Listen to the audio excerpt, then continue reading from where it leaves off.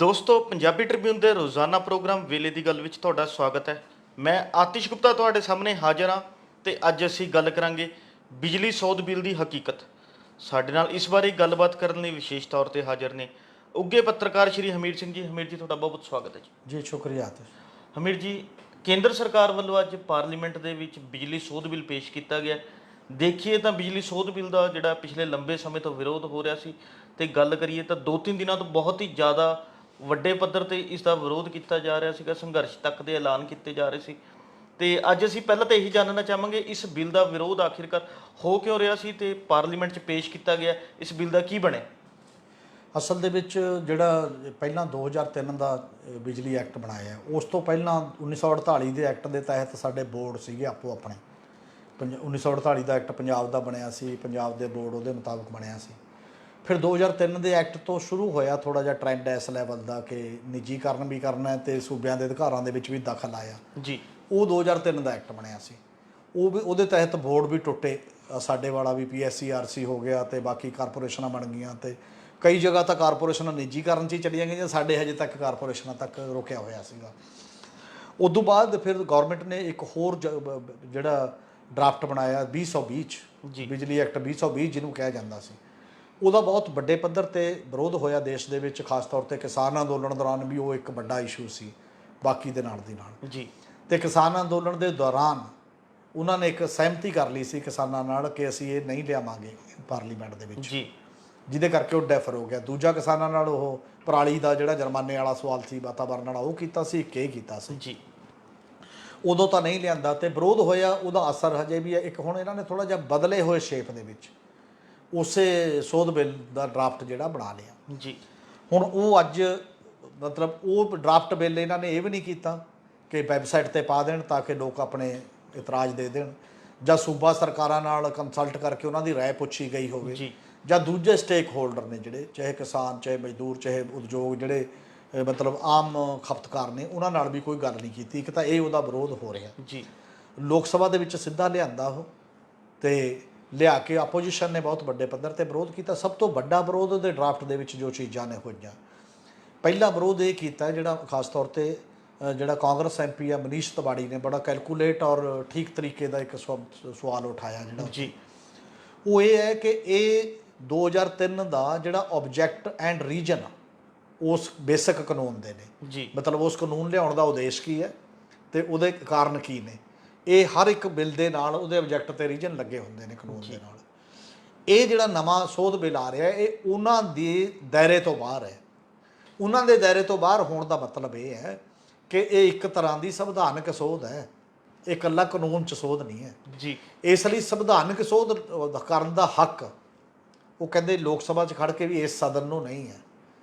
ਜਿਹੜੀ ਇਹਨਾਂ ਮਾਮਲਿਆਂ 'ਤੇ ਸੰਵਿਧਾਨਕ ਸੋਧ ਕਰਨੀ ਹੈ, ਜਿਹੜੇ ਸਾਂਝੀ ਸੂਚੀ ਦੇ ਵਿਸ਼ੇ ਨੇ ਜੀ, ਜਿਹੜੇ ਕੰਕਰੈਟ ਲਿਸਟ ਦੇ ਨੇ, ਇਹਦੇ 'ਚ ਇੱਕ ਸਰਕਾਰ ਕੇਂਦਰ ਦੀ ਅਤੇ ਲਗਭਗ ਬਾਕੀ ਦੇ ਰਾਜਾਂ ਦੀ ਸਹਿਮਤੀ ਵੀ ਵਿਧਾਨ ਸਭਾਵਾਂ ਦੀ ਚਾਹੀਦੀ ਹੈ ਜੀ, ਜੇ ਉਹ ਸੋਧ ਕਰਨੀ ਹੋ। ਇਸ ਕਰਕੇ ਇਹ ਬਿੱਲ ਜਿਹੜਾ ਪੇਸ਼ ਕੀਤਾ ਜਾ ਰਿਹਾ ਹੈ ਇਹ ਗਲਤ ਹੈ ਅਤੇ ਇਹ ਗੈਰ ਸੰਵਿਧਾਨਕ ਹੈ। ਇੱਕ ਤਾਂ ਇਹ ਵੱਡਾ ਬੁਨਿਆਦੀ ਸਵਾਲ ਹੈ। ਦੂਜਾ ਸਵਾਲ ਇਹ ਹੈ ਕਿ ਇਹ ਬਿੱਲ ਸਾਂਝੀ ਸੂਚੀ 'ਚ ਹੈ ਬਿਜਲੀ ਦਾ ਖੇਤਰ, ਉਹਦੇ 'ਚ ਰਾਜਾਂ ਅਤੇ ਕੇਂਦਰ ਦੋਨਾਂ ਨੂੰ ਬਰਾਬਰ ਦਾ ਅਧਿਕਾਰ ਹੁੰਦਾ ਹੈ ਜੀ, ਕਾਨੂੰਨ ਬਣਾਉਣ ਦਾ।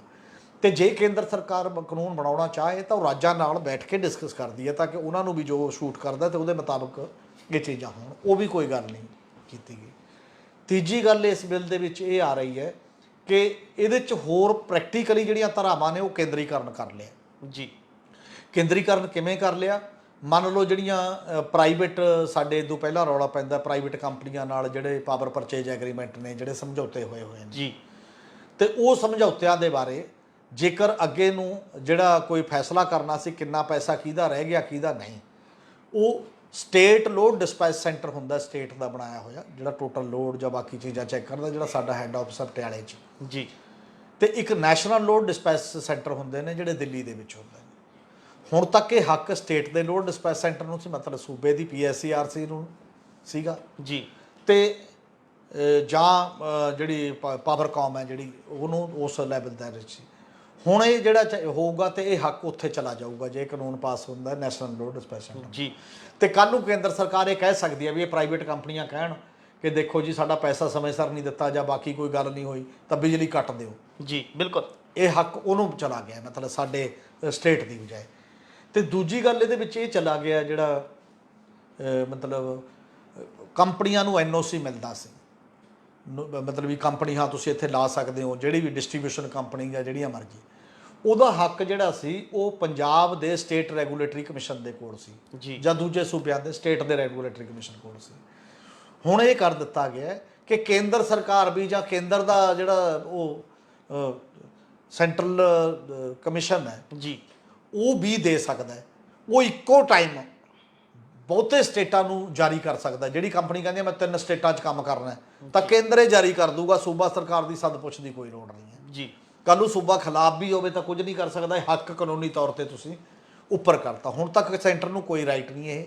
ਹੁਣ ਤੱਕ ਇਹ ਸੀ ਕਿ ਸੂਬੇ ਦੀ ਸਰਕਾਰ ਦਾ ਇਹ ਹੱਕ ਸੀ ਜਿਹੜਾ ਉਹਨੂੰ ਮਿਲ ਰਿਹਾ ਸੀ ਕਿਸੇ ਨਾ ਕਿਸੇ ਰੂਪ ਦੇ ਵਿੱਚ।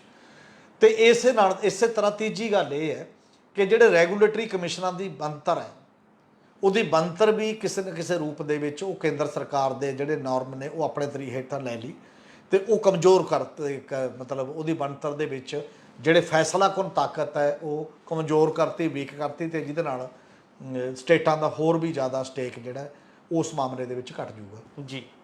ਇੱਕ ਤਾਂ ਇਹ ਸਿੱਧਾ ਸੰਬੰਧ ਸੈਂਟਰ ਤੇ ਸਟੇਟ ਦੇ ਸੰਬੰਧਾਂ ਦਾ, ਇਹ ਫੈਡਰਲਿਜ਼ਮ ਤੇ ਹਮਲਾ ਹੈ। ਫੈਡਰਲਿਜ਼ਮ ਦੇ ਵਿੱਚ ਸਟੇਟਾਂ ਦੇ ਅਧਿਕਾਰਾਂ ਨੂੰ ਹੋਰ ਘਟਾਉਣ ਦਾ ਇੱਕ ਤਰੀਕਾਕਾਰ ਬਣ ਰਿਹਾ। ਤੇ ਹੁਣ ਦੂਜਾ ਪਹਿਲੂ ਇਹਦੇ 'ਚ ਆਉਂਦਾ ਹੈ ਪ੍ਰਾਈਵੇਟਾਈਜੇਸ਼ਨ ਦਾ, ਜੀ, ਕਿ ਨਿੱਜੀਕਰਨ ਦਾ।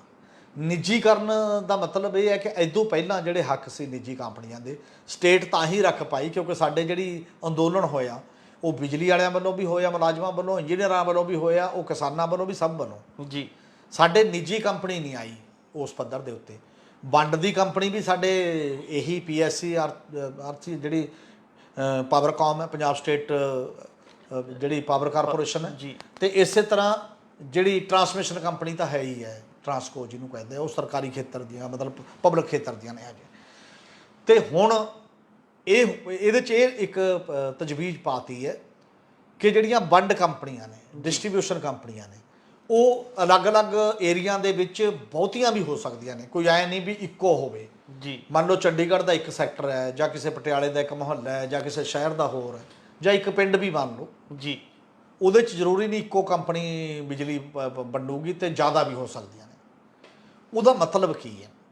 ਉਹਦਾ ਮਤਲਬ ਸਿੱਧਾ ਹੀ ਇਹ ਹੈ ਕਿ ਜੇ ਉਹ ਜ਼ਿਆਦਾ ਕੰਪਨੀਆਂ ਹੋ ਜਾਂਦੀਆਂ ਨੇ ਜੀ, ਤਾਂ ਜ਼ਿਆਦਾ ਕੰਪਨੀਆਂ 'ਚੋਂ ਜਿਹੜੀਆਂ ਪ੍ਰਾਈਵੇਟ ਕੰਪਨੀਆਂ ਨੇ ਉਹ ਆਪਣੇ ਖਪਤਕਾਰ ਚੁਣਨਗੀਆਂ। ਬਿਲਕੁਲ। ਉਹ ਕਿਹਨਾਂ ਨੂੰ ਖਪਤਕਾਰ ਬਣਾਉਣਗੀਆਂ?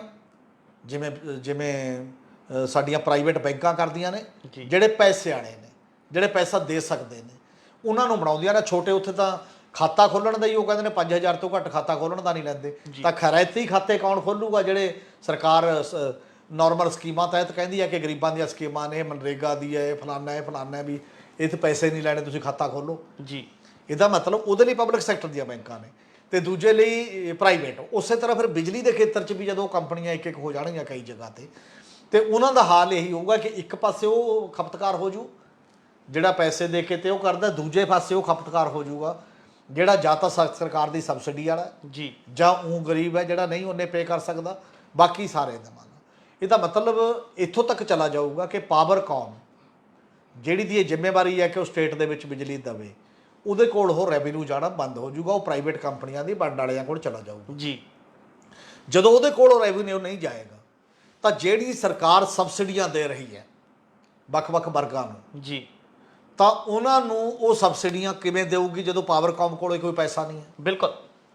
ਤੇ ਸਰਕਾਰ ਤਾਂ ਉਹਨਾਂ ਨੂੰ ਪੈਸਾ ਦਿੰਦੀ ਆ, ਕਦੇ 6 ਮਹੀਨੇ ਬਾਅਦ, ਕਦੇ ਸਾਲ ਬਾਅਦ, ਕਦੇ ਜਿੰਨਾ ਕੁ ਵੀ ਮੁਆਵਜ਼ਾ ਵੀ ਆਉਂਦਾ ਜਿਹੜਾ ਕੰਪਨਸੇਟ ਵੀ ਕਰਨਾ ਉਹਨੂੰ। ਜੀ, ਇਸ ਕਰਕੇ ਇਨ ਦੀ ਲੌਂਗ ਰਨ ਜਿਹੜੇ ਸਾਰੇ ਕੰਜ਼ਿਊਮਰ ਨੇ ਤੇ ਉਹਨਾਂ ਲਈ ਉਹ ਸਬਸਿਡਾਈਜ਼ ਕੰਮ ਵੀ ਘਟ ਜਾਏਗਾ। ਹਾਂ, ਇੱਕ ਗੱਲ ਹਜੇ ਦਬਾਅ ਪਿਆ ਹੋਇਆ ਕਿਸਾਨ ਅੰਦੋਲਨ ਕਰਕੇ ਕਿ ਪਹਿਲੇ ਡਰਾਫਟ ਦੇ ਵਿੱਚ ਇਹ ਸੀਗਾ ਕਿ ਕੋਈ ਵੀ ਸਬਸਿਡੀ ਸੂਬਾ ਸਰਕਾਰ ਨਹੀਂ ਦੇ ਸਕੂਗੀ। ਜੀ, ਪਹਿਲਾਂ ਸਭ ਨੂੰ ਬਿੱਲ ਭਰਨੇ ਪੈਣਗੇ ਤੇ ਉਦੋਂ ਬਾਅਦ ਜਾ ਕੇ ਸਰਕਾਰ ਜਿਹਨੂੰ ਸਬਸਿਡੀ ਦੇਣਾ ਚਾਹੁੰਦੀ ਹੈ ਦੇ ਦੇ। ਜੀ, ਇਹ ਉਦੋਂ ਬਾਅਦ ਸੀਗਾ। ਤੇ ਹੁਣ ਇਹ ਕਰਤਾ ਹੈ ਕਿ ਨਹੀਂ, ਆਪਾਂ ਇੱਕ ਮਤਲਬ ਟੇਢੇ ਤਰੀਕੇ ਦੇ ਨਾਲ ਉੱਥੇ ਪਹੁੰਚਣਾ, ਡਾਇਰੈਕਟ ਆਪਾਂ ਇਹ ਨਹੀਂ ਕਰਨਾ ਵੀ ਜਿਹੜਾ ਮਾਮਲਾ ਚਲੋ ਇਹ ਸਰਕਾਰ ਕੀ ਕਰਦੀ ਹੈ ਕੀ ਨਹੀਂ, ਉਹ ਆਪਣੀ ਗੱਲ ਆਪ ਕਰੂਗੀ। ਔਰ ਇਸੇ ਤਰੀਕੇ ਇਹ ਉਹ ਮਾਡਲ ਹੈ ਜਿਹੜਾ ਮਾਡਲ ਦੁਨੀਆ 'ਚ ਵੀ ਤੇ ਸਾਡੇ ਦੇਸ਼ 'ਚ ਵੀ ਫੇਲ ਹੋ ਗਿਆ। ਜਿਹੜੇ ਇੰਜੀਨੀਅਰ ਐਸੋਸੀਏਸ਼ਨ ਹੈ ਇਹਦਾ ਵਿਰੋਧ ਇਸ ਕਰਕੇ ਕਰ ਰਹੀ ਹੈ ਵੱਡੇ ਇੰਜੀਨੀਅਰ ਜਿਹੜੇ ਗਲੋਬਲ ਨੈਟਵਰਕ ਨਾਲ ਵੀ ਜੁੜੇ ਹੋਏ ਨੇ, ਸਾਡੇ ਦੇਸ਼ 'ਚ ਵੀ ਇੱਥੇ ਵੀ ਬਹੁਤ ਸ਼ਾਨਦਾਰ ਕੰਮ ਕੀਤੇ ਨੇ ਜੀ। ਤੇ ਚਾਹੇ ਉਹ ਪਦਮਜੀਤ ਸਿੰਘ ਹੋਣ, ਚਾਹੇ ਉਹ ਈਵਨ ਸਾਡੇ ਚੇਅਰਮੈਨ ਵੀ ਨੇ ਜਿਹੜੇ ਸਰਾਂ ਆਉਣੀ ਇਸ ਟਾਈਪ ਦੇ, ਇਹ ਟੈਕਨੋਕ੍ਰੇਟ ਨੇ ਉਸ ਪੱਧਰ ਦੇ ਉੱਤੇ। ਤੇ ਇਹ ਸਾਰੇ ਉਹ ਇਹ ਕਹਿ ਰਹੇ ਨੇ ਕਿ ਇੱਕ ਤਾਂ ਬੰਬੇ ਦੇ ਵਿੱਚ ਇਹ ਆਲਰੇਡੀ ਲਾਗੂ ਹੋਇਆ ਇਹੀ ਮਾਡਲ ਜੀ। ਬਹੁਤ ਕੰਪਨੀਆਂ, ਉਹ ਕਹਿੰਦੇ ਮੁੰਬਈ ਦੇ ਵਿੱਚ ਬਿਜਲੀ ਸਾਰੇ ਦੇਸ਼ ਤੋਂ ਮਹਿੰਗੀ ਹੈ, ਕੀ ਇਹ ਮਾਡਲ ਪੰਜਾਬ 'ਚ ਜਾਂ ਹੋਰਾਂ ਸੂਬਿਆਂ ਚ ਜਾਂ ਕਿਤੇ ਹੋਰ ਲਾਗੂ ਕਰਨਾ ਵਾਜਬ ਰਹੂਗਾ? ਜਾਂ ਤਾਂ ਉਹ ਮਾਡਲ ਸਕਸੈਸਫੁਲ ਹੋਵੇ, ਲੋਕਾਂ ਨੂੰ ਸਸਤੀ ਬਿਜਲੀ ਮਿਲਦੀ ਹੋਵੇ, ਬਾਕੀ ਆ ਉਹ ਹੈ। ਦੂਜੀ ਗੱਲ, ਯੂਕੇ ਦੇ ਵਿੱਚ 70 ਕੰਪਨੀਆਂ ਨੇ, ਯੂਨਾਈਟਿਡ ਕਿੰਗਡਮ ਦੇ ਇਹੀ ਮਾਡਲ ਹੈ, ਔਰ 70 ਕੰਪਨੀਆਂ 'ਚੋਂ 29 ਕੰਪਨੀਆਂ ਭੱਜ ਗਈਆਂ ਛੱਡ ਕੇ ਜੀ। ਤੇ ਇੱਕ ਬੜਾ ਵੱਡਾ ਕ੍ਰਾਈਸਿਸ ਖੜਾ ਹੈ, ਸੰਕਟ ਆਇਆ ਖੜਾ ਹੈ, ਤੇ ਪੂਰੇ ਦੁਨੀਆ ਨੇ ਉਹਨੂੰ ਫਿਰ ਕਿਉਂ ਨਹੀਂ ਅਪਣਾਇਆ? ਜੇ ਅੱਗੇ ਵਧਿਆ ਜਦ ਤੋਂ ਉਹਨਾਂ ਨੇ ਅਪਣਾਇਆ ਤੇ ਜਦ ਤੋਂ ਬੰਬੇ ਨੇ ਅਪਣਾਇਆ, ਜੇ ਇੰਨਾ ਹੀ ਵਧੀਆ ਮਾਡਲ ਹੈ ਤਾਂ ਇਹ ਕਿਉਂ ਨਹੀਂ ਅਪਣਾਇਆ ਗਿਆ? ਜੀ ਬਿਲਕੁਲ। ਤੇ ਇੱਕ ਹੋਰ ਦਲੀਲ ਉਹ ਦੇ ਰਹੇ ਨੇ, ਉਹ ਦਲੀਲ ਇਹ ਦੇ ਰਹੇ ਨੇ ਕਿ ਦੇਖੋ ਜੀ, ਲੋਕਾਂ ਨੂੰ ਪਤਾ ਨਹੀਂ, ਜਿਹੜੇ ਸਧਾਰਨ ਬੰਦੇ ਨੇ ਨਾ, ਲੇਮੈਨ ਜੀ, ਬਹੁਤ ਥਾਵਾਂ ਤੇ ਟੀਵੀ ਐਂਕਰ ਵੀ ਐਂ ਕਰਦੇ ਨੇ, ਬਾਕੀ ਜਗ੍ਹਾ ਤੇ ਹੋਰ ਵੀ, ਜਿਵੇਂ ਪੱਤਰਕਾਰੀ 'ਚ ਵੀ ਇਹ ਚੱਲਦਾ ਬਥੇਰਾ। ਉਹ ਕਹਿੰਦੇ ਦੇਖੋ ਜੀ, ਮੋਬਾਈਲ ਕੰਪਨੀਆਂ ਵੀ ਤਾਂ ਐਂ ਕਹਿੰਦੇ ਸੀ ਲੋਕ ਪਹਿਲਾਂ, ਜਦ ਬਹੁਤੀਆਂ ਮੋਬਾਈਲ ਕੰਪਨੀਆਂ ਆ ਗਈਆਂ, ਹੁਣ ਜਿਹਦਾ ਮਰਜ਼ੀ ਲੈ ਲਓ, ਬਿੱਲ ਇੰਨੇ ਸਸਤੇ ਹੋ ਗਏ, ਪਹਿਲਾਂ 20 ਰੁਪਏ ਜਾਣ ਦਾ ਸੀ, 20 ਰੁਪਏ ਆਉਣ ਦਾ ਸੀ, ਬਾਕੀ ਚੀਜ਼ਾਂ ਸੀ ਜੀ, ਇਹ ਵੀ ਐਵੇਂ ਹੋ ਗਿਆ। ਤੇ ਭਾਈ ਸਾਹਿਬ, ਬਿਜਲੀ ਦੀ ਕੁਆਲਿਟੀ, ਬਿਜਲੀ ਦਾ ਜਿਹੜਾ ਸੰਚਾਲਨ ਦਾ ਧੰਦਾ ਤੇ ਜਿਹੜਾ ਮੋਬਾਈਲ ਦਾ, ਇਹ ਬਿਲਕੁਲ ਅਸਲੋਂ ਮੂਲੋਂ ਹੀ ਅਲੱਗ ਹੈ। ਜੀ ਬਿਲਕੁਲ। ਮੋਬਾਈਲ ਟਾਵਰ ਲਾ ਕੇ ਨਹੀਂ ਤੁਸੀਂ ਬਿਜਲੀ ਲਿਆ ਸਕਦੇ, ਉੱਥੇ ਬਿਜਲੀ ਦਾ ਟਾਵਰ ਲਾਤਾ, ਤੁਹਾਡੇ ਇੱਥੇ ਲਾਟੂ ਜਲ ਜੂਗਾ। ਜੀ। ਬਿਜਲੀ ਦੀ ਵਾਇਰਿੰਗ ਜ਼ਰੂਰੀ ਹੈ, ਤੇ ਟਾਵਰ 'ਚ ਤਾਂ ਕਰੰਟ ਮਾਰਦੀ ਹੈ ਕਿਤੇ ਵੀ ਆ ਕੇ, ਜਿੱਥੇ ਵੀ ਤੁਸੀਂ ਲਾਉਂਦੇ ਹੋ ਹੱਥ ਤੇ ਤੁਹਾਡਾ ਸਾਰਾ ਕੁਝ ਹੋ ਜਾਂਦਾ। ਉਹਦੇ ਲਈ ਜਿਹੜੀ ਤਾਰਾਂ ਵਿਛਾਉਣੀਆਂ ਨੇ, ਬਾਕੀ ਚੀਜ਼ਾਂ ਕਰਨੀਆਂ ਨੇ, ਉਹਦੀ ਮੇਨਟੇਨੈਂਸ ਹੁੰਦੀ ਹੈ, ਉਹਦੇ 'ਚ ਲਾਈਨ ਲੌਸੇਜ ਹੁੰਦੇ ਨੇ ਜੀ। ਜਿੰਨੇ ਤੱਕ ਜਗ੍ਹਾ ਤੋਂ ਜੋੜ ਹੈ, ਜਿੰਨੇ ਜਗ੍ਹਾ ਥਾਂ ਤੇ ਜਾਏਗਾ, ਤੇ ਉਹਦੇ 'ਚੋਂ ਲੀਕ ਜਿਹੜੀ ਬਿਜਲੀ ਹੁੰਦੀ ਹੈ ਉਹਨੂੰ ਲਾਈਨ ਲੌਸੇਜ ਕਿਹਾ ਜਾਂਦਾ ਹੈ। ਪੰਜਾਬ ਦੀ ਜੇਕਰ ਮੈਂ ਇੱਕ ਉਦਾਹਰਨ ਦੇਵਾਂ, ਜੇ 1% ਲਾਈਨ ਲੌਸੇਜ ਹੁੰਦਾ ਹੈ ਤਾਂ 1 ਕਰੋੜ ਰੁਪਇਆ ਜਾਂਦਾ ਹੈ। ਮਤਲਬ ਜੇ ਡੇਲੀ 1% ਹੋ ਗਿਆ, ਡੇਲੀ ਦਾ 1 ਕਰੋੜ ਰੁਪਇਆ ਚਲਾ ਗਿਆ ਇਸੇ ਮਾਮਲੇ 'ਚ ਕਿ ਲਾਈਨ ਲਾਸ ਹੋ ਗਿਆ। ਬਿਜਲੀ ਇਹ ਨਹੀਂ ਕਿ ਜਿੰਨੀ ਇੱਥੋਂ ਭੇਜਦੇ ਆ ਉਨੀ ਅੱਗੇ ਜਾ ਕੇ ਚਲੀ ਜਾਊਗੀ ਨਾ, ਉਹ ਰਸਤੇ 'ਚ ਲੂਜ ਕਰਦੀ ਹੈ। ਬਿਲਕੁਲ। ਹੁਣ ਇਸ ਡਰਾਫਟ ਬਿੱਲ ਨੇ ਕੀ ਕਰਤਾ ਕਿ ਜਿਹੜਾ ਟਰਾਂਸਮਿਸ਼ਨ ਦਾ ਕੰਮ ਹੈ, ਲਾਈਨਾਂ ਵਿਛਾਉਣ ਦਾ ਕੰਮ ਹੈ, ਇਹ ਸਰਕਾਰ ਦਾ ਹੀ ਰਹੂਗਾ। ਪ੍ਰਾਈਵੇਟ ਮਲਾਈ ਚੱਕੇਗਾ, ਇੱਥੋਂ ਬਿਜਲੀ ਭੇਜੀ, ਜਿੰਨੀ ਵੇਚੀ ਉਹਨੇ ਦੇ ਪੈਸੇ ਲਏ, ਜਿਹੜਾ ਲਾਈਨ ਲਾਸੇਜ ਹੋ ਗਿਆ, ਜਿਹੜਾ ਬਾਕੀ ਦੀਆਂ ਚੀਜ਼ਾਂ ਹੋ ਗਈਆਂ, ਉਹ ਸਾਰਾ ਪਾਵਰਕਾਮ ਦੇ ਜਿੰਮੇ, ਬਿਲਕੁਲ, ਜਾਂ ਬੋਰਡ ਦੇ ਜਿੰਮੇ, ਜਾਂ ਸਰਕਾਰ ਦੇ ਜਿੰਮੇ। ਉਹ ਕੌਣ ਭਰੂਗਾ? ਉਹ ਨਾਰਮਲ ਕੰਜ਼ਿਊਮਰ ਦੇ ਖਾਤੇ, ਕਿਉਂਕਿ ਅਮੀਰ ਕੰਜ਼ਿਊਮਰ ਕਹਿੰਦੇ ਉਹ ਵੀ ਨਹੀਂ ਭਰੂਗਾ, ਖਪਤਕਾਰ ਉਹ ਵੀ ਨਹੀਂ ਭਰੂਗਾ ਜੀ। ਇਹ ਕਿੰਨੇ ਹੀ ਇਹੋ ਜਿਹੇ ਟੈਕਨੀਕਲ ਤੇ ਸਿਧਾਂਤਕ ਨੁਕਤੇ ਨੇ ਜਿਹਦੇ 'ਚ ਇਹ ਕਿਹਾ ਗਿਆ ਕਿ ਇਹ ਨਹੀਂ ਹੈ ਫਿੱਟ ਸਾਡੇ ਦੇਸ਼ ਦੇ ਜਾਂ ਲੋਕਾਂ ਦੇ ਜਾਂ ਇਨਸਾਨ ਤੋਂ, ਕਿਉਂਕਿ ਬਿਜਲੀ ਤੇ ਮੋਬਾਈਲ, ਜੇ ਇਹਨਾਂ ਦੀ ਵੀ ਗੱਲ ਕਰੀਏ, ਮੋਬਾਈਲ ਤੋਂ ਬਿਨਾਂ ਜਾਨ ਨਹੀਂ ਨਿਕਲਦੀ, ਮੋਬਾਈਲ ਤੋਂ ਬਿਨਾਂ ਜ਼ਿੰਦਗੀ ਬੜੀ ਔਖੀ ਨਹੀਂ ਹੁੰਦੀ। ਬਥੇਰੇ ਲੋਕ ਨੇ ਮੋਬਾਈਲ ਤੋਂ ਬਿਨਾਂ ਜ਼ਿੰਦਗੀ ਜਿਉਂਦੇ ਨੇ ਜੀ। ਬਿਜਲੀ ਐਸੀ ਜ਼ਰੂਰਤ ਬਣੀ ਹੋਈ ਹੈ ਜਿਹਦੇ ਤੋਂ ਬਿਨਾਂ ਜ਼ਿੰਦਗੀ ਨਹੀਂ ਚੱਲਦੀ ਹੁਣ, ਬਿਲਕੁਲ, ਜਿਹੜੀ ਚਲਾਓ। ਇਸ ਲਈ ਇੱਕ ਤਾਂ ਜਿਵੇਂ ਭੋਜਨ ਹੁੰਦਾ, ਹਵਾ, ਪਾਣੀ, ਬਿਜਲੀ, ਇੱਕ ਦੂਜੀਆਂ ਚੀਜ਼ਾਂ ਨੇ ਜਿਹਦੇ ਤੋਂ ਬਿਨਾਂ ਤੁਹਾਡੀ ਜ਼ਿੰਦਗੀ ਤੇ ਕੋਈ ਐਡਾ ਅਸਰ ਨਹੀਂ ਪੈਂਦਾ। ਮਾੜਾ ਮੋਟਾ ਕਿਸੇ ਨੂੰ ਕੋਈ ਫਰਕ ਪਵੇ ਤਾਂ ਪਵੇ, ਪਰ ਇਹ ਦੋਨਾਂ ਦਾ ਮੈਚ ਨਹੀਂ ਹੋ ਸਕਦਾ ਜੀ, ਇਕੱਠੀਆਂ ਨਹੀਂ ਹੋ ਸਕਦੀਆਂ ਉਸ ਤਰੀਕੇ ਨਾਲ। ਇਸ ਕਰਕੇ ਇਹਨਾਂ ਦਾ ਵਿਰੋਧ, ਤੇ ਇੱਕ ਚੰਗੀ ਗੱਲ ਇਹ ਸੁਣਨ ਨੂੰ ਮਿਲੀ ਹੈ ਕਿ ਸਰਕਾਰ ਮੰਨ ਗਈ ਹੈ ਕਿ ਇਹਨੂੰ ਸਟੈਂਡਿੰਗ ਕਮੇਟੀ ਨੂੰ ਭੇਜ ਦਿੰਦੇ ਆ, ਤੇ ਉੱਥੇ ਬੜੀ ਚਰਚਾ ਸਾਲ ਡੇਢ ਸਾਲ ਜੇ ਹੋਏਗੀ, ਸਾਰੀਆਂ ਧਿਰਾਂ ਜਿਹੜੀਆਂ ਹੋਣਗੀਆਂ। 2003 ਦੇ ਐਕਟ 'ਚ ਵੀ ਆਈ ਹੋਇਆ ਸੀ, 2021 'ਚ ਆਇਆ ਸੀ ਉਹ ਜੂਨ 'ਚ ਜੀ। ਉਹ ਦਸੰਬਰ 2000 2021 'ਚ ਨਹੀਂ, 2001 'ਚ, ਤੇ ਉਹ ਦਸੰਬਰ 2022 ਤੱਕ ਉਹਦੇ ਤੇ ਚਰਚਾ ਹੋਈ ਸਟੈਂਡਿੰਗ ਕਮੇਟੀ ਦੇ ਵਿੱਚ। ਫਿਰ ਆ ਕੇ 2023 ਦੇ ਵਿੱਚ ਉਹ 2003 ਦੇ ਵਿੱਚ ਪੇਸ਼ ਹੋਇਆ ਸੀ ਜੀ। ਇਹਨੂੰ ਉਹ ਧੱਕੇ ਨਾਲ ਹੀ ਐਂ ਲਿਆਂਦੇ ਨੇ, ਜਿਹੜਾ ਕੱਢ ਕੇ, ਜਿਹੜਾ ਇਹ ਵਿਰੋਧ ਹੈ ਉਹਦਾ ਇੱਕ ਫਰਕ ਤਾਂ ਪਿਆ, ਪਰ ਉੱਥੇ ਵੀ ਸਾਰੀਆਂ ਗੱਲਾਂ ਦਾ ਖਿਆਲ ਰੱਖਣ ਵਾਲਾ ਹੈ ਕਿ ਕੀ ਇਹ ਆਮ ਬੰਦਿਆਂ ਦੇ, ਸਧਾਰਨ ਦੇ, ਜਾਂ ਕਾਰਪੋਰੇਟ ਦੇ ਹੱਕ 'ਚ ਹੀ ਜਾਂਦਾ ਹੈ, ਜਾਂ ਸਧਾਰਨ ਬੰਦੇ ਦੇ ਵੀ।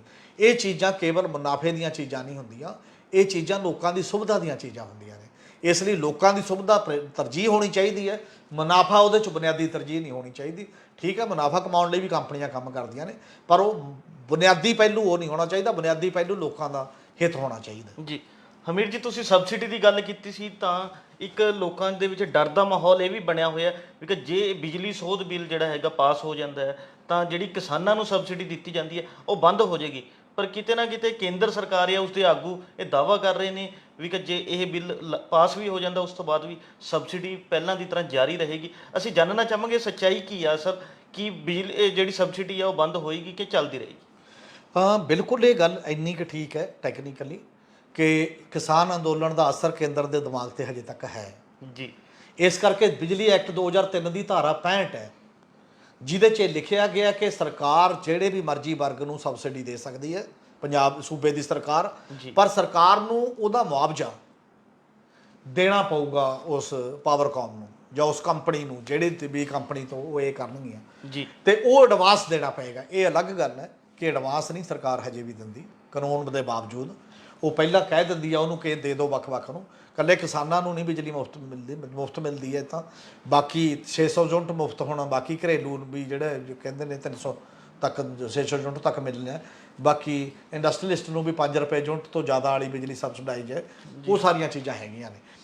ਹੁਣ ਇਹ ਡਾਇਰੈਕਟ ਤਾਂ ਇਹ ਦੇਖਣ ਨੂੰ ਲੱਗਦਾ ਉਹਨਾਂ ਨੇ ਉਹ ਧਾਰਾ ਨਹੀਂ ਬਦਲੀ ਜੀ, ਪਹਿਲੇ ਕਾਨੂੰਨ ਐਕਟ 'ਚ ਡਰਾਫਟ 'ਚ ਬਦਲਤੀ ਸੀ, ਪਰ ਇਹ ਅਸਿੱਧੇ ਤਰੀਕੇ ਨਾਲ ਰਾਹ ਉੱਥੇ ਹੀ ਜਾਂਦਾ ਹੈ।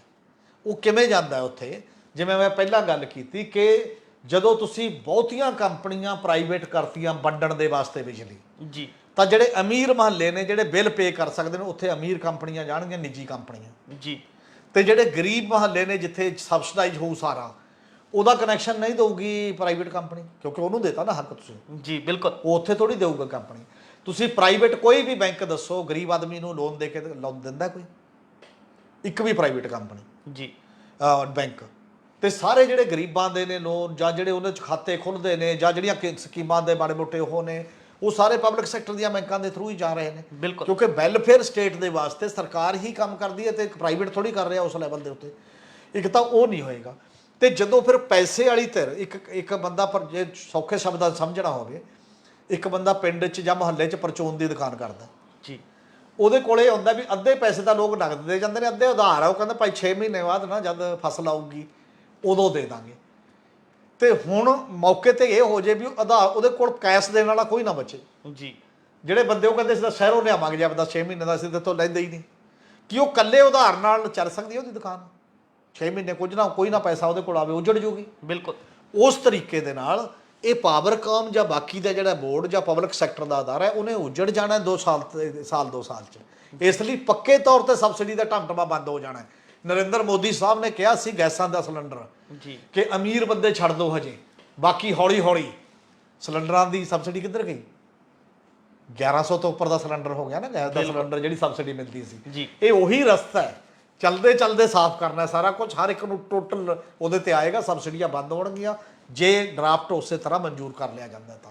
ਜੀ ਹਮੀਰ ਜੀ, ਇਹਦੇ ਨਾਲ ਹੀ ਇੱਕ ਵੱਡਾ ਸਵਾਲ ਇਹ ਵੀ ਨਿਕਲ ਕੇ ਸਾਹਮਣੇ ਆ ਰਿਹਾ ਕਿ ਪੰਜਾਬ ਦੇ ਜਿੱਥੇ ਇਹ ਇੱਕ ਬਿਜਲੀ ਨੂੰ ਲੈ ਕੇ ਵੱਡਾ ਵਿਵਾਦ ਖੜਾ ਹੋਇਆ, ਉੱਥੇ ਹੀ ਪੰਜਾਬ ਦੇ ਪ੍ਰਾਈਵੇਟ ਟਰਾਂਸਪੋਰਟਰ ਵੀ ਜਿਹੜੇ ਨੇ ਸਰਕਾਰ ਦੇ ਖਿਲਾਫ ਨਿੱਤਰ ਗਏ ਨੇ। ਉਹਨਾਂ ਨੇ ਐਲਾਨ ਕੀਤਾ ਵੀ ਕਿ ਉਹ ਜਿਹੜਾ ਹੈ ਰੋਸ ਪ੍ਰਦਰਸ਼ਨ ਕਰਨਗੇ, ਇੱਕ ਦਿਨ ਧਰਨਾ ਦੇਣ ਦਾ ਵੀ ਜਿਹੜਾ ਉਹਨਾਂ ਨੇ ਐਲਾਨ ਕੀਤਾ। ਅਸੀਂ ਜਾਣਨਾ ਚਾਹਾਂਗੇ ਇਹ ਪੂਰਾ ਮਾਜਰਾ ਕੀ? ਅਸਲ 'ਚ ਪ੍ਰਾਈਵੇਟ ਟਰਾਂਸਪੋਰਟਰਾਂ ਦੀ ਕੱਲ੍ਹ ਨੂੰ ਹੜਤਾਲ ਹੈ ਸਾਰੇ ਪੰਜਾਬ ਦੇ ਵਿੱਚ, ਮਿੰਨੀ ਬੱਸਾਂ ਦੀ ਵੀ ਤੇ ਜਨਰਲ ਜਿੰਨੀਆਂ ਵੀ ਟਰਾਂਸਪੋਰਟ ਨੇ। ਇੱਕ ਤਾਂ ਪਬਲਿਕ ਦੀ ਸੂਚਨਾ ਲਈ ਵੀ ਜ਼ਰੂਰੀ ਹੈ, ਕਿਉਂਕਿ ਕੱਲ੍ਹ ਨੂੰ ਖੱਜਲ ਖੁਆਰ ਬਿਲਕੁਲ ਨਾ ਹੋਣ, ਕਿਉਂਕਿ ਕਿੰਨੇ ਰੂਟਾਂ ਤੇ ਤਾਂ ਇਕੱਲੀਆਂ ਪ੍ਰਾਈਵੇਟ ਜਾਂਦੀਆਂ ਨੇ, ਦੂਜੀਆਂ ਬਹੁਤ ਵਾਰ ਥਾਵਾਂ ਤੇ ਕਈਆਂ ਤੇ ਜਾਂਦੀਆਂ ਵੀ ਨਹੀਂ ਜੀ, ਛੋਟੇ ਰੂਟਾਂ ਤੇ। ਦੂਜੀ ਗੱਲ ਇਹ ਹੈ ਕਿ ਉਹਨਾਂ ਦਾ ਜਿਹੜਾ ਉਹਨਾਂ ਦੇ ਮੰਗਾਂ ਨੇ, ਉਹ ਕਹਿੰਦੇ ਨੇ ਸਾਡੇ ਨਾਲ ਚੀਫ ਮਿਨਿਸਟਰ ਮੀਟਿੰਗ ਕਰੇ। ਪਹਿਲੀ ਗੱਲ ਜੀ, ਚੀਫ ਮਿਨਿਸਟਰ ਸਾਹਮਣੇ ਕਿਹੜੀ ਗੱਲ ਰੱਖਣਾ ਚਾਹੁੰਦੇ ਨੇ ਉਹ? ਇੱਕ ਇਹ ਕਿ ਤੁਸੀਂ ਜਦੋਂ ਦਾ ਔਰਤਾਂ ਨੂੰ ਮੁਫਤ ਸਫ਼ਰ ਦਾ ਸੁਵਿਧਾ ਦਿੱਤੀ ਹੈ ਜੀ, PRTC 'ਚ ਪੰਜਾਬ ਰੋਡ ਪਾਰ ਬੱਸ ਦੇ ਵਿੱਚ, ਉਦੋਂ ਦੀ ਸਾਡੇ ਲਗਭਗ ਅੱਧੀ ਆਬਾਦੀ ਜਿਹੜੀ ਹੈ ਸਾਡੀਆਂ ਬੱਸਾਂ 'ਚੋਂ ਚੜ੍ਹਨ ਤੋਂ ਤੁਸੀਂ ਰੋਕਤੀ। ਬਿਲਕੁਲ, ਕਿਉਂਕਿ ਸਾਡੀਆਂ ਬੱਸਾਂ 'ਚ ਤਾਂ ਉਹ ਸਹੂਲਤਾਂ ਹੈ ਨਹੀਂ। ਜਦੋਂ ਨਹੀਂ ਚੜ੍ਹਦੀ ਜਾਂ ਤਾਂ ਸਾਡਾ ਅੱਧਾ ਟੈਕਸ ਮਾਫ ਕਰੋ ਜੀ, ਤੇ ਜਾਂ ਸਾਡੇ ਵੀ ਉਹ ਸੁਵਿਧਾ ਲਾਗੂ ਕਰ ਦਿਓ। ਮਤਲਬ ਜੋ ਤੁਸੀਂ ਉੱਥੇ ਸਾਡੇ ਵੀ ਔਰਤਾਂ ਜਾਣ, ਹੋਵੇਂ ਸਰਕਾਰ ਵੈਲਫੇਅਰ ਸਟੇਟ ਹੈ, ਕੋਈ ਗੱਲ ਨਹੀਂ, ਜਾਵੇ, ਸਰਕਾਰ ਦਿੰਦੀ ਹੈ ਤਾਂ। ਤੇ ਪਰ ਜਿਵੇਂ PRTC ਤੇ ਪਨ ਬੱਸ ਜਾਂ ਰੋਡਵੇਜ ਨੂੰ ਤੁਸੀਂ ਕੰਪਨਸੇਟ ਕਰਦੇ ਹੋ ਸਰਕਾਰੀ ਖਜ਼ਾਨੇ 'ਚੋਂ, ਕਰੋਗੇ ਜਾਂ ਕਰਦੇ ਹੋ, ਉਵੇਂ ਸਾਨੂੰ ਕਰ ਦਿਓ। ਬਿਲਕੁਲ, ਇੱਕ ਤਾਂ ਇਹ ਦਲੀਲ ਹੈ। ਇਹ ਦਲੀਲ ਤਾਂ ਮੈਨੂੰ ਕੋਈ ਸੁੱਟ ਪਾਉਣ ਵਾਲੀ ਨਹੀਂ ਲੱਗਦੀ, ਕਿ ਵਾਜਬ ਜੀ ਦਲੀਲ ਲੱਗਦੀ ਹੈ ਕਿ ਠੀਕ ਹੈ, ਔਰਤਾਂ ਦੇ ਜਾਣ ਆਉਣ ਦਾ ਸਗੋਂ ਸੌਖਾ ਹੋ ਜਾਊਗਾ ਜੀ, ਉਹਨਾਂ ਨੂੰ ਇਕੱਲੀ PRTC ਨਹੀਂ ਦੇਖਣੀ ਪਏਗੀ ਜਾਂ ਸਰਕਾਰੀ ਜਾਂ। ਪਰ ਸਰਕਾਰਾਂ ਮੈਨੂੰ ਲੱਗਦਾ ਇਹ ਕਰਦੀਆਂ ਨੇ ਕਿ PRTC ਤੇ ਰੋਡਵੇਜ ਨੂੰ ਕਿਹੜੇ ਟਾਈਮ ਤੇ ਦਿੰਦੀਆਂ ਨੇ। ਜੀ ਬਿਲਕੁਲ, ਉਹਨਾਂ ਦੀਆਂ ਬੱਸਾਂ ਦੇ ਰੂਟ ਵੀ ਕਿੰਨੇ ਘਟਾਉਣੇ ਸ਼ੁਰੂ ਕਰਤੇ ਉਹਨਾਂ ਨੇ, ਨਹੀਂ ਚੱਲ ਰਹੇ ਅੱਜ ਕੱਲ੍ਹ, ਕਿਉਂਕਿ ਉਹ ਖੜੀ ਰੱਖਦੇ ਨੇ ਬੱਸ, ਬਹੁਤ ਖੜੀਆਂ ਰੱਖ ਲੈਂਦੇ ਨੇ। ਉਹ ਇਸ ਕਰਕੇ ਖੜੀਆਂ ਰੱਖ ਲੈਂਦੇ ਨੇ ਕਿਉਂਕਿ ਉਹਨਾਂ ਨੂੰ ਲੱਗਦਾ ਵੀ ਐਵੇਂ ਕਾਹਨੂੰ ਖਰਚਾ ਪਾਉਣਾ ਜੀ, ਤੇ ਆਪਾਂ ਉਹ ਕਰ ਦਿਓ। ਇੱਕ ਤਾਂ ਇਹ ਹੈ। ਦੂਜਾ ਉਹ ਕਹਿੰਦੇ ਨੇ ਕਰੋਨਾ ਦੇ ਪੀਰੀਅਡ ਦਾ ਸਾਡਾ ਜਿਹੜਾ ਟੈਕਸ ਮਾਫੀ ਦੀਆਂ ਗੱਲਾਂ ਤਾਂ ਬਹੁਤ ਹੋਈਆਂ ਨੇ ਪਰ ਉਹ ਅਜੇ ਤੱਕ ਨਹੀਂ ਹੋ ਰਿਹਾ, ਉਹ ਵੀ ਕਾਰਨ ਨੇ। ਤੇ ਤੀਜਾ ਉਹਨਾਂ ਦਾ ਇਹ ਵੀ ਹੈ ਕਿ ਡੀਜ਼ਲ ਦੇ ਰੇਟ ਜਿਸ ਰੇਸ਼ੋ 'ਚ ਵਧੇ ਨੇ, ਕਿਰਾਇਆ ਉਸ ਰੇਸ਼ੋ 'ਚ ਨਹੀਂ, ਤਾਂ ਕਿੰਨੀਆਂ ਹੀ ਗੱਲਾਂ ਨੇ ਜਿਹੜੀਆਂ ਨਾਲ ਨੇ। ਬਿਲਕੁਲ ਇਹ ਗੱਲ ਠੀਕ ਹੈ ਕਿ ਸਰਕਾਰਾਂ ਨੂੰ ਲੋਕਾਂ ਦਾ ਧਿਆਨ ਰੱਖਣਾ ਚਾਹੀਦਾ, ਸਫ਼ਰ ਸਸਤੇ ਤੋਂ ਸਸਤਾ ਹੋਣਾ ਚਾਹੀਦਾ, ਪਬਲਿਕ ਸੈਕਟਰ ਦੀਆਂ ਬੱਸਾਂ ਜ਼ਿਆਦਾ ਹੋਣੀਆਂ ਚਾਹੀਦੀਆਂ ਨੇ ਲੋਕਾਂ ਦੀ ਸੁਵਿਧਾ ਦੇ ਵਾਸਤੇ। ਪਰ ਇਹ ਵੀ ਇੱਕ ਬਹੁਤ ਬੜਾ ਵਰਗ ਹੈ ਤੇ ਉਹਦੀ ਗੱਲ ਸੁਣਨੀ ਚਾਹੀਦੀ ਹੈ। ਨਹੀਂ ਉਹਨਾਂ ਨੇ ਇਹ ਕਿਹਾ ਕਿ 15 ਤਰੀਕ ਨੂੰ ਚੀਫ ਮਿਨਿਸਟਰ ਜਦੋਂ ਲੁਧਿਆਣੇ ਦੇ ਵਿੱਚ ਰਾਸ਼ਟਰੀ ਝੰਡਾ ਫਹਿਰਾਉਣਗੇ ਉਦੋਂ ਅਸੀਂ ਰੋਸ ਵਜੋਂ ਇੱਕ ਬੱਸ ਫੂਕਾਂਗੇ ਸਾਰੇ ਰਲ ਕੇ। ਤੇ ਇਸ ਹੱਦ ਤੱਕ ਉਹਨਾਂ ਦਾ ਇੱਕ ਚੈਲੰਜ ਹੈ, ਇੱਕ ਚੁਣੌਤੀ ਹੈ ਉਸ ਪੱਧਰ ਦੇ ਉੱਤੇ। ਔਰ ਇਹਨਾਂ ਵਰਗਾਂ ਦੇ ਨਾਲ ਸਰਕਾਰਾਂ ਨੂੰ ਮੀਟਿੰਗਾਂ ਕਰਕੇ ਮਾਮਲੇ ਐਵੇਂ ਕਈ ਵਾਰੀ ਹੱਲ ਕਰਨੇ ਚਾਹੀਦੇ ਨੇ। ਲੋਕਾਂ ਦੀਆਂ ਜਿਹੜੀਆਂ ਪਰੇਸ਼ਾਨੀਆਂ ਨੇ ਉਹਨਾਂ ਨੂੰ ਵੀ ਦੂਰ ਕਰਨਾ ਚਾਹੀਦਾ ਹੈ। ਔਰ ਜੇ ਸਬਸਿਡੀ ਸਰਕਾਰ ਦਿੰਦੀ ਹੈ, ਦੇਣੀ ਚਾਹੀਦੀ ਹੈ ਗਰੀਬ ਬੰਦਿਆਂ ਨੂੰ, ਜਿਹੜਾ ਜੈਨੂਅਨ ਲੋਕਾਂ ਦੀ ਗੱਲ ਹੈ। ਪਰ ਮੈਨੂੰ ਇਹ ਨਹੀਂ ਲੱਗਦਾ ਕਿ ਸਭ ਨੂੰ ਹੀ ਦੇ ਦਿਓ। ਜਿਵੇਂ ਹੁਣ ਜਿਹੜੇ ਬੰਦੇ 80 90 ਹਜ਼ਾਰ ਲੱਖ ਤਨਖਾਹ ਲੈ ਕੇ ਜਾਂਦੇ ਨੇ ਬੱਸ ਦੇ ਵਿੱਚ, ਉਹ ਵੀ ਫਰੀ ਜਾਂਦੇ ਨੇ। ਬਿਲਕੁਲ। ਤੇ ਜਿਹੜਾ ਗਰੀਬ ਤਬਕਾ ਬਿਲਕੁਲ ਹੀ ਔਰਤਾਂ ਦਾ, ਉਹਦੇ 'ਚ ਕੋਈ ਫਰਕ ਪਾ ਲਓ ਤੇ ਤਾਂ ਕਿ ਦੂਜਿਆਂ ਨੂੰ ਜਿਹੜਾ ਲੋੜਵੰਦ ਨੂੰ ਮਿਲੇ, ਦੂਜਿਆਂ ਨੂੰ ਨਾ ਮਿਲੇ ਕਿਸੇ ਕਿਤੇ ਤਰੀਕੇ, ਤਾਂ ਉਹ ਝੱਲਣਯੋਗ ਹੈ। ਪਰ ਲੋਕਾਂ ਦੀ ਸੁਵਿਧਾ ਦਾ ਖਿਆਲ ਰੱਖਦੇ ਹੋਏ ਇਹੋ ਜਿਹੇ ਝਗੜੇ ਜਿੰਨਾ ਜਲਦੀ ਨਿਬੜਨ ਓਨਾ ਜ਼ਿਆਦਾ ਫਾਇਦਾ ਹੁੰਦਾ ਜੀ। ਇਹ ਸਨ ਸਾਡੇ ਸੀਨੀਅਰ ਪੱਤਰਕਾਰ ਸ਼੍ਰੀ ਹਮੀਰ ਸਿੰਘ ਜੀ, ਜਿਨ੍ਹਾਂ ਨੇ ਆਪਣੇ ਵਡਮੁੱਲੇ ਵਿਚਾਰ ਸਾਡੇ ਨਾਲ ਸਾਂਝੇ ਕੀਤੇ। ਕੱਲ੍ਹ ਨੂੰ ਇਸੇ ਸਮੇਂ ਇੱਕ ਨਵੇਂ ਮੁੱਦੇ ਦੇ ਨਾਲ ਫਿਰ ਮਿਲਾਂਗੇ ਪ੍ਰੋਗਰਾਮ ਵੇਲੇ ਦੀ ਗੱਲ ਵਿੱਚ। ਧੰਨਵਾਦ।